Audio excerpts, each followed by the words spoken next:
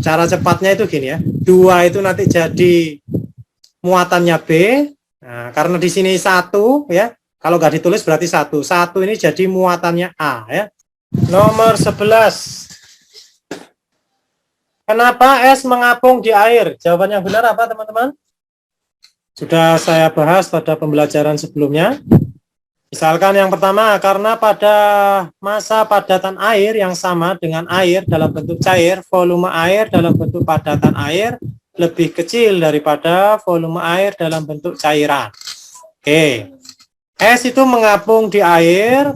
Nah, ini kan karena salah satu alasannya yaitu rho daripada es, ya, rho daripada es. Nah, ini kan sama-sama air ya, satunya dalam bentuk padatan, satunya dalam bentuk cairan ya. Oke, saya tulis gini. Kira-kira rho-nya lebih besar mana ketika dia itu mengapung? Nah, es itu mengapung di air. Berarti rho-nya siapa yang lebih besar, siapa yang lebih kecil? Silakan jawab. Rho-nya es lebih kecil daripada rho air, Pak. Oke, pinter. Rho-nya S lebih kecil. Sedangkan rumus rho sendiri, rumus rho sama dengan, masih ingat? Massa per volume, ya. Massa per volume. Untuk massa yang sama, jika massa S dan massa cairnya air dalam bentuk cairnya itu sama, misalkan ini sama, ya. Berarti volumenya, nah, kita bandingkan lagi. Volume S ya, volume S dengan masanya yang sama tadi ya, dibandingkan dengan volume cair, kira-kira lebih besar mana?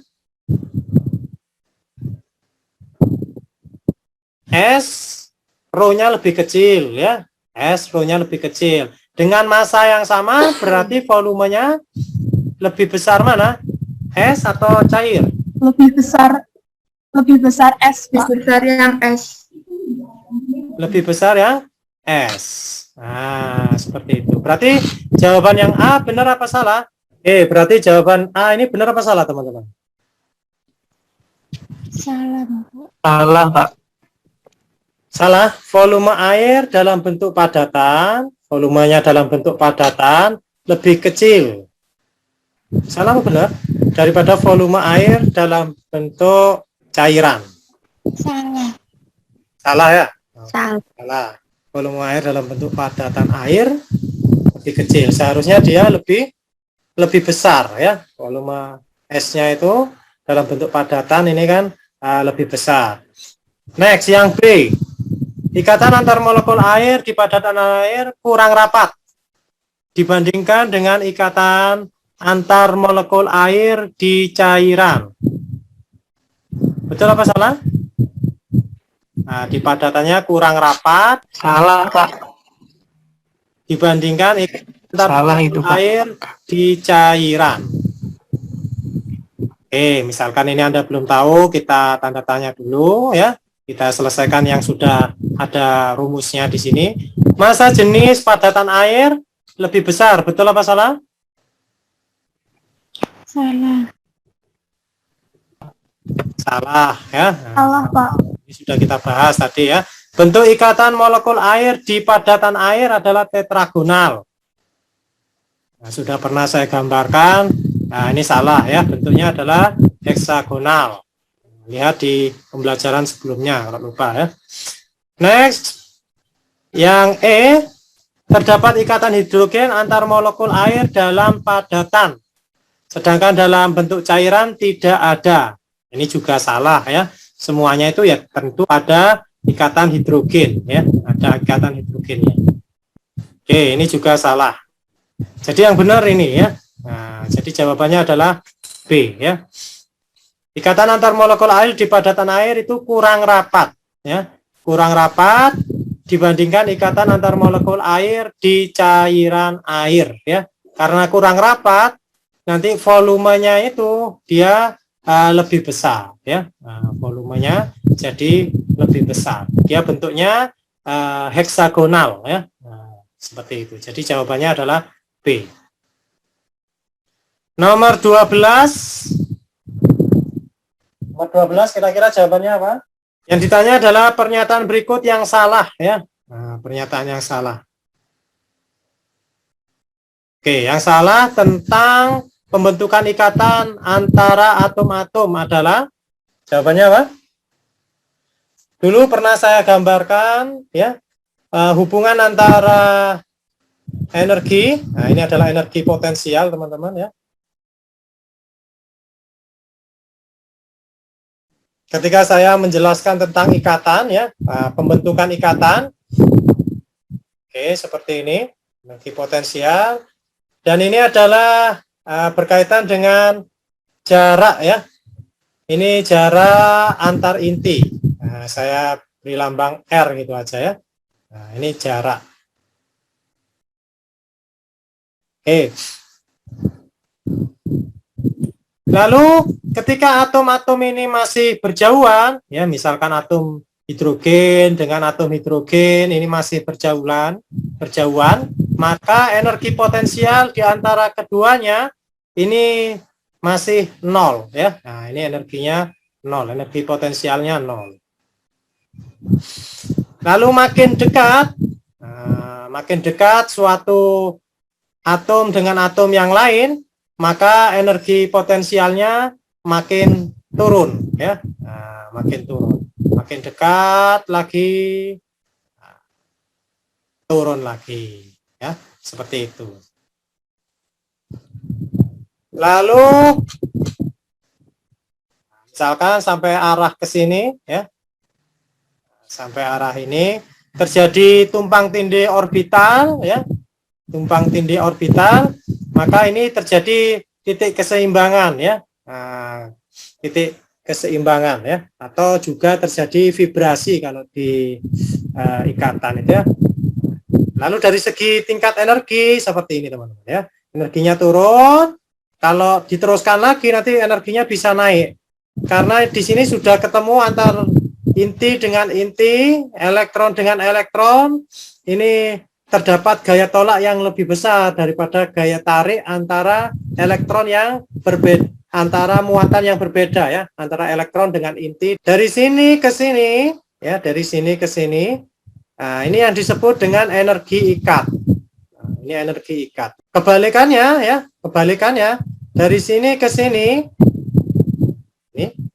Ini yang disebut dengan energi disosiasi ikatan. Energi yang dibutuhkan untuk memutuskan ikatan. Saya singkat EDI gitu aja ya.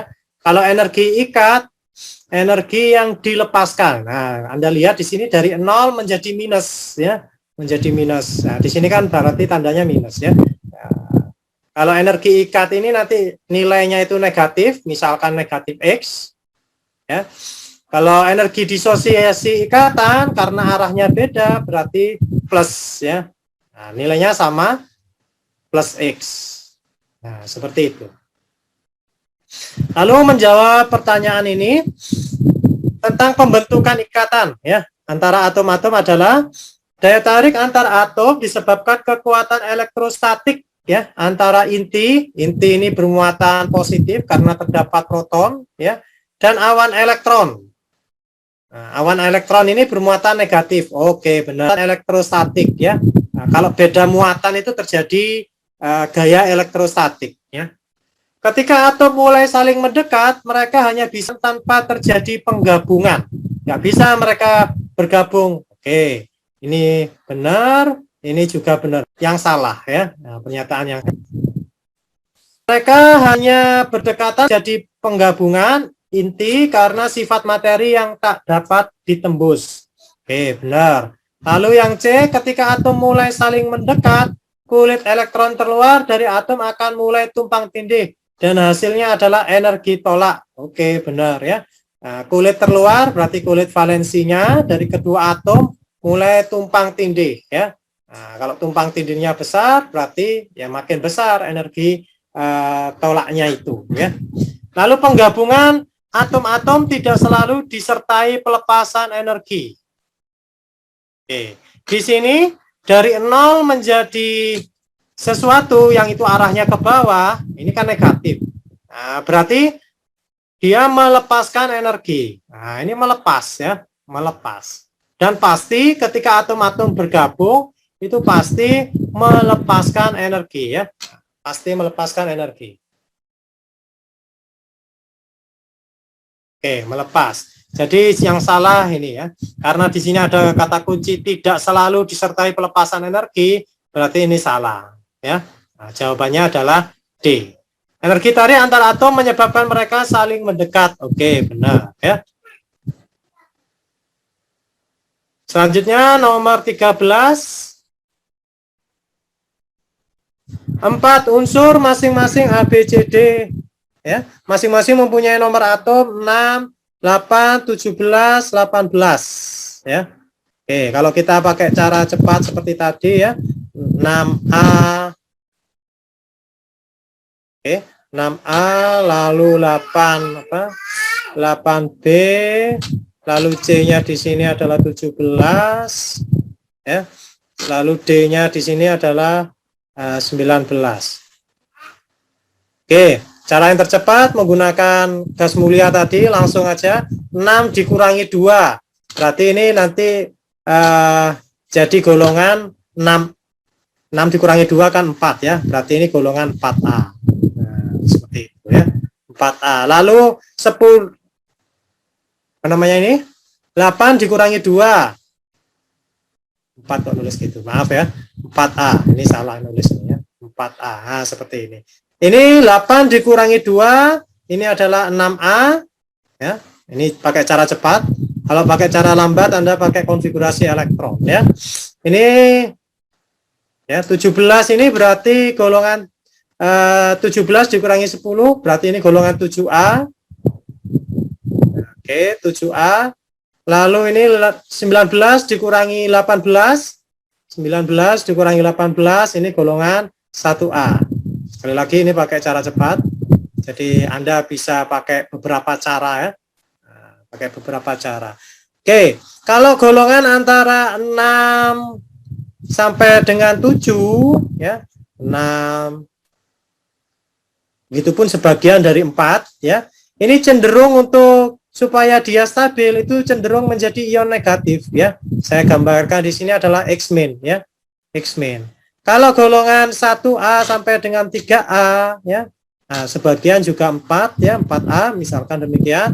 Ini cenderung menjadi ion yang bermuatan positif. Nah, positif. Sedangkan yang di sini adalah ikatan elektrovalen. Elektrovalen ini yang disebut juga dengan ikatan ionik. Ya, nama lain ikatan elektrovalen itu adalah ikatan ionik. Nah, ikatan ionik ini ya gabungan antara ion positif dengan ion negatif. Nah, oke, seperti itu ya. Jadi jawabannya apa? Jawabannya adalah kalau yang C ini nanti menjadi apa namanya, karena dia golongan 7A berarti dia menjadi, supaya menjadi 8 kan kurang 1 elektron ya, dia menerima 1 elektron berarti C- ya. Sedangkan D ini dia kelebihan 1 karena dia golongan 1A ya. Nah, berarti nanti ini menjadi D+. Nah, D+ ditambah dengan C- ini nanti membentuk ikatan ion yaitu DC ya. DC. Berarti jawabannya adalah yang C. Kalau B dan C nggak bisa ya, karena ini sama-sama negatif, bukan ikatan ionik ya. Nah, seperti itu pembahasannya.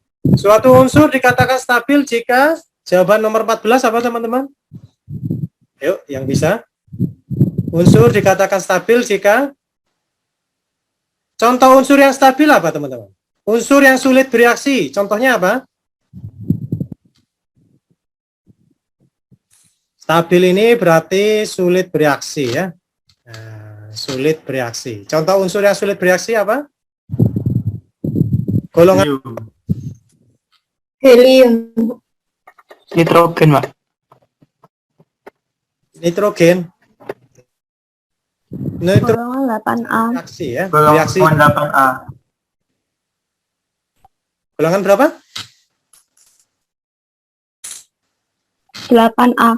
Pinter ya. Yang sulit bereaksi itu golongan gas mulia ya. Golongan gas mulia. Gas mulia itu di alam bebas, di alam itu berupa apa? Di alam loh ya. Nah, gas mulia. Apakah He2? Kalau He2 berarti molekul ya. Molekul. Tidak ya.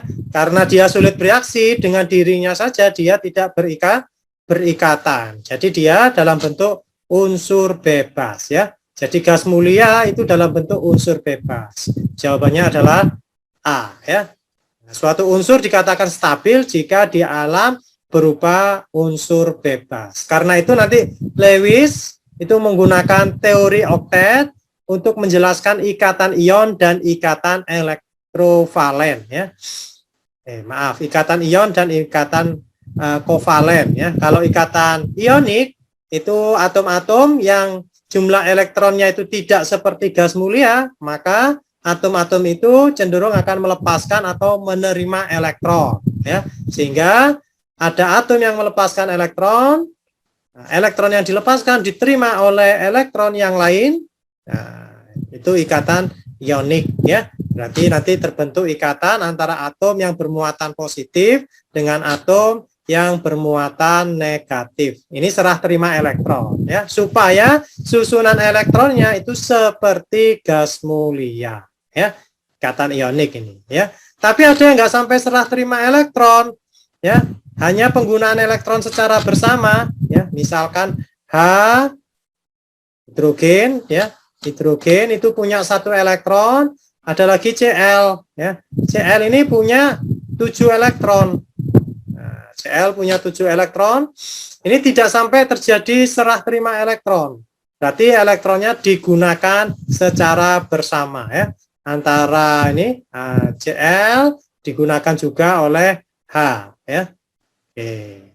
Elektronnya ini cenderungnya di tengah, sedangkan di antara ini dengan ini itu ada inti. Nah, elektron ini bermuatan negatif sehingga menarik inti-inti itu ya, sehingga terbentuk ikatan. Tapi pasangan elektron ini digunakan secara bersama. Nah, seperti itu. Next, nomor 15. Suatu unsur B memiliki nomor atom 16 dan nomor massa 32. Jika unsur B itu bereaksi membentuk senyawa ion A2B, maka konfigurasi ion B adalah berapa ya? Nah, nomor atom ini untuk mengecoh ya. Jadi untuk konfigurasi elektron itu menggunakan nomor atom. Maaf, ini nomor massa ini mengecoh ya.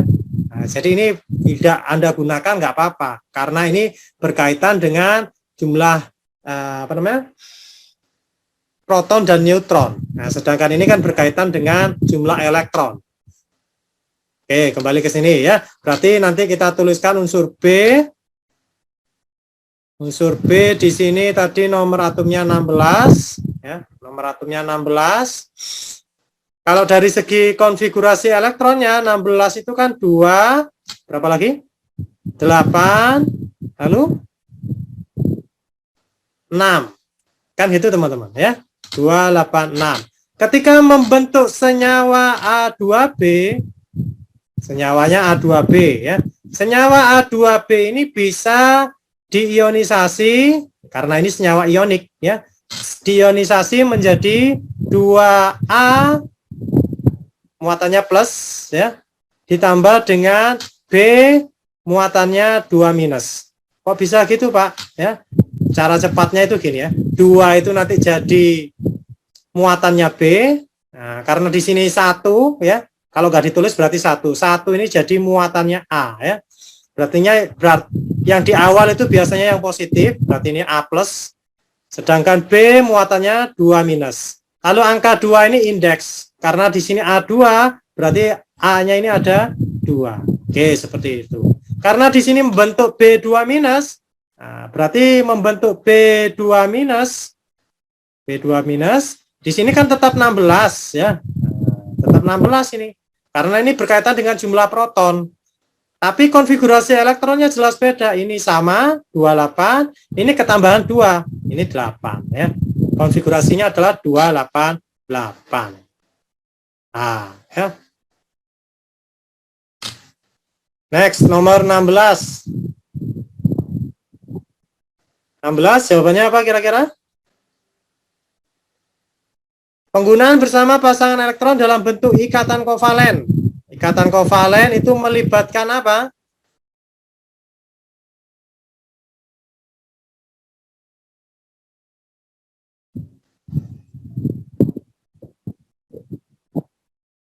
Melibatkan, kalau ini gaya elektrostatik di antara elektron-elektron atom yang berikatan. Nah, ini kurang tepat ya. Nah, di antara elektron-elektron atom yang berikatan. Salah. Ini di antara elektron dan inti atom. Inti atom kan bermuatan positif karena ada proton ya. Nah, gaya elektrostatiknya itu antara elektron dengan inti atom ya. Inti atom ada protonnya ya. Transfer elektron di antara atom-atom yang berikatan ini juga salah. Kalau transfer elektron itu ikatan ionik ya. Transfer elektron itu ikatannya ionik. Salah ini ya. Penurunan energi menjadi molekul yang stabil. Ini jawaban yang benar ya. Nah, jawaban yang benar sesuai dengan pembahasan sebelumnya berkaitan dengan pembentukan ikatan yang tadi gambar diagram tadi ya. Diagram ini ya. Jadi ketika energinya berkurang ya. Nah, jadi di sini ya, energinya di sini itu menjadi lebih stabil. Gampangnya ketika Anda menaruh suatu benda di sini ya, di suatu mangkok seperti ini, tentu yang paling stabil itu ketika Anda menaruh di bagian yang paling dasar ini ya. Nah, kalau di sini jelas dia akan gelundung ya. Nah, seperti itu. Ikatan rangkap 3. Rangkap 3. Yuk, jawabannya apa? Kalau oksigen itu rangkap berapa? Rangkap 2 ya. Kalau CO2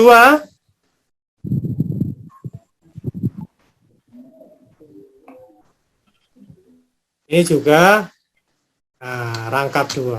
HCN C itu pasti ikatan itu 4 ya. Nah, berarti HCN, nah ini kan sudah digunakan 1 ya. HCN berarti yang dengan N ini ikatannya 3 dan N itu memang ikatannya itu 3 ya. Nah, jadi jawabannya adalah yang D. Okay, next, jumlah elektron yang digunakan bersama. Nah, ini yang paling mudah, tapi banyak yang salah juga. Kira-kira jawabannya apa? Elektron yang digunakan bersama membentuk ikatan. Berapa jumlah elektronnya? Ikatannya ikatan tunggal ya. Ikatan tunggal. Berapa jumlah elektronnya? Nah, ikatan tunggal seperti ini berapa elektron? 2, Pak. Pinter, 2 ya. Jadi ikatan itu ya seperti inilah ya. H dengan Cl ya. Nah, seperti yang tadi saya gambarkan, itu butuh 2 elektron untuk membentuk ikatan tunggal ya. Berarti kalau ikatan rangkap 2 butuh berapa elektron kalau rangkap 2? 4, sip. Next, soal nomor 19. Berikut ini yang bukan merupakan sifat senyawa ionik. Ingat, ini bukan ya. Bukan sifat senyawa ionik. Kira-kira jawabannya apa? Kalau ini banyak yang benar ya. Jawabannya apa teman-teman? D, Pak. B. Pada umumnya senyawa ion mudah larut dalam pelarut polar. Betul apa salah? Tetapi tidak melarut dalam pelarut non-polar. Senyawa ion contohnya NaCl ya. Contoh NaCl, senyawa ion. Ini yang paling mudah Anda temui yaitu berupa garam dapur ya. NaCl. NaCl itu apakah larut di dalam air? Polar kan air ya, contohnya larut polar. Larut apa enggak? Larut, Bapak. Larut, pinter ya, larut. Berarti ini benar tapi bukan pilihan ya. Nah, karena yang dicari ini yang bukan ya, yang bukan. Kebanyakan senyawa ion bersifat getas atau mudah pecah. Betul apa salah? NaCl Anda pukul. Misalkan ada NaCl dalam bentuk padatan besar ya, dulu ada garam apa namanya, garam gosok atau apa gitu ya, yang bentuknya misalkan persegi.